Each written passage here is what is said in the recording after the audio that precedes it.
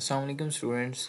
मेरा नाम है तैमूर फजल और आज आपका डीएलडी का लेक्चर नंबर 2 है, जिसमें हमने डिफरेंट लॉज को पढ़ना है। Commutative law, associative law, distributive law, day Morgan law, जिसको हमने लास्ट टाइम डिस्कस किया था, जिसको मैंने आपको बताया था कि इन डिटेल हम नेक्स्ट लेक्चर में पढ़ेंगे। और इसी की एक्सरसाइजेज में आपको असाइनमेंट या क्विज़ में दूंगा, जिसके जिसकी जिसको यूज़ करते हुए आप ट्रुथ टेबल को यूज़ करते हुए डायग्राम्स, लॉजिकल डायग्राम्स बनाएंगे और उसी को यूज़ करते हुए आप लोग ट्रुथ टेबल भी बनाएंगे। ठीक हो गई। ये असाइनमेंट नंबर 1 इंशाल्लाह आपकी बहुत जल्द मैं एडमोडो पे पोस्ट कर दूंगा। सेकेंडली, फर्स्ट ऑफ ऑल तो लॉज के बारे में देख लेते हैं। लॉज होते हैं, लॉज बेसिकली इसलिए बनाए जाते हैं कि किसी चीज़ को बेटर वे में सॉल्व किया जा सके। तो commutative law is widely used mathematical terms that refers to the ability to change the order of something without changing the and result. For example अगर मैं आपको इसकी एग्जांपल दे दूँ तो जैसे नीचे लिखा हुआ है X plus Y equals to Y plus X, मतलब ये दोनों को एक दूसरे के बराबर होना ज़रूरी है। इक्वल आएंगे तो ये कम्यूटेटिव लॉ प्रूव होगा, अदरवाइज़ ये कम्यूटेटिव लॉ प्रूव नहीं होगा। इसमें एक और चीज़ कि फर्स्ट वैल्यू में आपके पास x plus Y, for example आपके पास x प्लस वाई है, तो नेक्स्ट आप x डॉट वाई या y डॉट x नहीं कर सकते। अगर हमने प्लस यूज़ किया है तो हमने नेक्स्ट भी प्लस ही यूज़ करना है। मतलब आपने पढ़ा होगा right hand side equals to left hand side, hence proved. ये आपने क्वेश्चन मैथ्स के पढ़े होंगे, जिसमें दोनों टर्म्स को क्या लाना होता था, इक्वल लाना होता था। इसी तरह अगर एक में और ऑपरेटर यूज़ हो रहा है तो दूसरे में भी और ऑपरेटर ही हम लोग यूज़ करेंगे। अगर एक में एंड यूज़ हो रहा है तो दूसरे में भी एंड यूज़ करेंगे। ये कम्यूटेटिव लॉ होता है।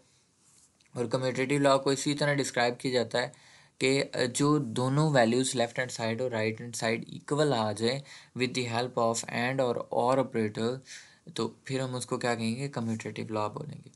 नेक्स्ट देख लेते हैं जी एसोसिएटिव लॉ। एसोसिएटिव लॉ थोड़ा सा इससे डिफरेंट है, बट ये भी कुछ कम्यूटेटिव लॉ की तरह है कि कम्यूटेटिव लॉ में हम सिर्फ two variables for example use कर सकते हैं।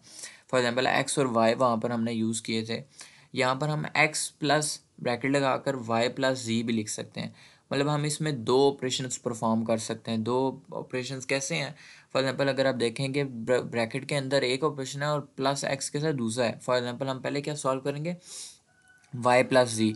सेकेंड पे हम क्या यूज़ करेंगे, y प्लस जी का जो आंसर आएगा हम उसको सॉल्व करेंगे x के साथ। ठीक हो गया। तो ये इसी तरह एसोसिएटिव लॉ भी होता है कि दो एंड ऑपरेटर्स या दो और ऑपरेटर्स यूज़ करते हुए left hand side equal to right hand side prove करने। अगेन सेम इसमें भी केस है कि दो ऑपरेटर्स जो यूज़ करेंगे वो सेम ऑपरेटर्स होने चाहिए दोनों में, लेफ्ट हैंड साइड में भी राइट हैंड। ये नहीं हो सकता कि एंड ऑपरेटर यूज़ किया साथ और ऑपरेटर यूज़ कर लें। एसोसिएटिव लॉ में इस तरह नहीं यूज़ किया जा सकता। और इसमें एक ये भी चीज़ है कि आप लोगों ने देखना है कि जो आप लोग ब्रैकेट यूज़ कर रहे हैं, for example X plus Y dot G, अगर आप लिखते हैं तो ये एसोसिएटिव लॉ नहीं होगा, ये एसोसिएटिव लॉ नहीं होगा। नेक्स्ट एग्जांपल देख लें, X dot Y dot ji equals to X dot Y dot G. मतलब अब उसने दोनों को क्या किया है कि left hand side equal to right hand side prove होगी तो ये एसोसिएटिव लॉ हो जाएगा। आइडेंटिटी लॉ ऐसे ही है जी, जैसे हम इन boolean expression they exist identity elements zero, additive elements and one multiplicative identity such as 0 plus x plus 0 equals to x dot 1 equals to x।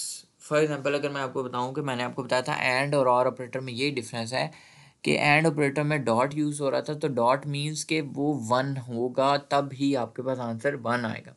तो इसी तरह आइडेंटिटी में भी क्या होगा कि जब ऐड होगा तो उसको सम करना होगा हमने। जब ऐड मतलब फॉर एग्जांपल अगर ज़ीरो आएगा तो हम उसको सम करेंगे तो वो इक्वल्स टू, देन अगेन वो आपके पास क्वेश्चन ही आ जाएगा, एक्स ही आ जाएगा, एक्स ही वैल्यू आ जाएगी। इसी तरह जब हम मल्टीप्लाई करेंगे तो फिर भी वन के साथ मल्टीप्लाई करें तो इसका मतलब अगेन वही आपके पास आइडेंटिटी लॉ में आंसर आ जाता है। नेक्स्ट है जी इन्वर्स। इन्वर्स बेसिकली वो जो आपने लास्ट टाइम पढ़ा था, नॉट ऑपरेटर पढ़ा था हम लोगों ने, कि अगर एक चीज़ है तो उसका उल्टा है। फॉर एग्जांपल एक्स वन है तो एक्स बार क्या होगा, ज़ीरो होगा। दोनों को ऐड करेंगे तो क्या आ जाएगा, वन आ जाएगा। अगर एक्स डॉट एक्स है तो एक्स क्या है जी, एक्स वन है तो एक्स डॉट क्या है, ज़ीरो है, तो ज़ीरो और वन क्या हो जाएगा, ज़ीरो हो जाएगा मल्टीप्लाई होने की वजह से।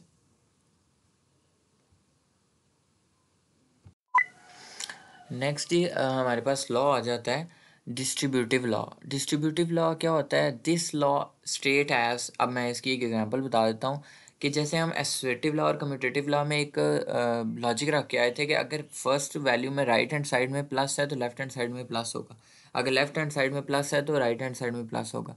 इसी तरह अगर लेफ्ट हैंड साइड में डॉट था तो राइट हैंड साइड पे भी डॉट यूज़ हो रहा है। मगर डिस्ट्रीब्यूटिव क्या होता है, एंड और ऑपरेटर को दोनों को यूज़ कर सकते हैं हम at same point. At same point कैसे यूज़ कर सकते हैं, अगर आप फर्स्ट देखें तो मैंने लिखा हुआ है X plus Y dot G. अब देखें, पहले एसोसिएटिव और कम्यूटेटिव लॉ में ये चीज़ हमें प्रोवाइड नहीं की गई थी जो हम डिस्ट्रीब्यूटिव लॉ में यूज़ कर रहे हैं। डिस्ट्रीब्यूटिव लॉ में कैसे यूज़ कर रहे हैं हम लोग कि X plus Y dot ji equals to X plus Y dot X plus Z. हम इसको यूज़ कर रहे हैं कि हम एंड ऑपरेटर भी यूज़ करें और ऑपरेटर भी यूज़ करें। इसी तरह नेक्स्ट भी देख लें, X plus Y dot ji equals to X, again उसने इसी को कॉपी कर दिया है, वापस पेस्ट कर दिया है, तो एक्स डॉट जी, मतलब हम इसको चेंज कर सकते हैं और डॉट और एंड ऑपरेटर, सॉरी एंड और ऑपरेटर को दोनों को इकट्ठा यूज़ कर सकते हैं। These do not holds good in ordinary algebra but they are true in Boolean algebra. मतलब ये आपको होल्ड, मतलब ऑर्डिनरी अलजबरा में ये आपको होल्ड नहीं देता, मगर यह है कि ये बुलियन अलजबरा को मतलब सॉल्व करने के लिए लॉस लॉस में हम इसको यूज़ करते हैं, तो ये सॉल्व करने में हमें हेल्प आउट करता है।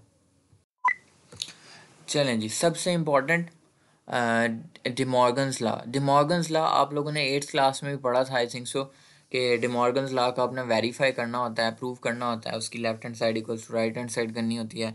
तो ये एग्जांपल इधर ले लेते हैं। This is very interesting and important law which is used in designing logic network. Logic networks को डेवलप करने के लिए डिमॉर्गन्स लॉ यूज़ होते हैं। जिस लॉ, अब इसकी लिखा कैसे जाता है इसको कि एक्स प्लस वाई, ब्रैकेट के बाहर उसने कॉम्प्लीमेंट बाहर जिसको हम बोल रहे थे या कॉम्प्लीमेंट बोल रहे थे वो यूज़ किया है, तो ए कॉम्प्लीमेंट बी कॉम्प्लीमेंट जिस तरह हम पढ़ते थे। तो इसी तरह इसने नेक्स्ट क्या कर दिया, equals to X complement dot Y complement. अब इसमें कॉम्प्लीमेंट भी यूज़ होता है, डिमॉर्गन लॉ में कॉम्प्लीमेंट भी यूज़ होता है और दोनों को वेरीफाई करता है कि एक दूसरे के इक्वल है या नहीं है। इसकी एग्जांपल्स हम नेक्स्ट लेक्चर में भी देख लेंगे, डिमॉर्गन को सॉल्व करके भी देख लेंगे कि डिमॉर्गन कैसे सॉल्व होता है। फर्स्ट ऑफ ऑल आपको गो थ्रू होना है कि लॉज कौन कौन से होते हैं हमारे पास ना यूज़ करने के लिए।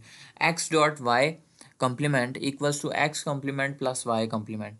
ये भी एक इसी की मतलब फॉर एग्जांपल सेकंड एग्जांपल मैं दे रहा हूँ कि X dot Y complement equals to X complement plus Y complement. इसमें देखें जी, डिमॉर्गन्स लॉ में प्लस भी यूज़ हो रहा है, डॉट भी यूज़ हो रहा है, एंड और दोनों यूज़ हो रहे हैं, प्लस कम्प्लीमेंट भी यूज़ हो रहा है। ठीक हो गया। तो आपने लॉज को याद रखना है कि जब हम कोई लॉजिक गेट क्रिएट करना स्टार्ट करें या बनाना स्ट्रक्चर उसका क्रिएट करना स्टार्ट करें, तो आपको ये याद होना चाहिए कि कौन सा लॉ मैंने कहाँ पर यूज़ करना है या कौन से लॉ के थ्रू हम ये प्रॉब्लम सॉल्व कर सकते हैं। Thank you so much. अल्लाह हाफिज़।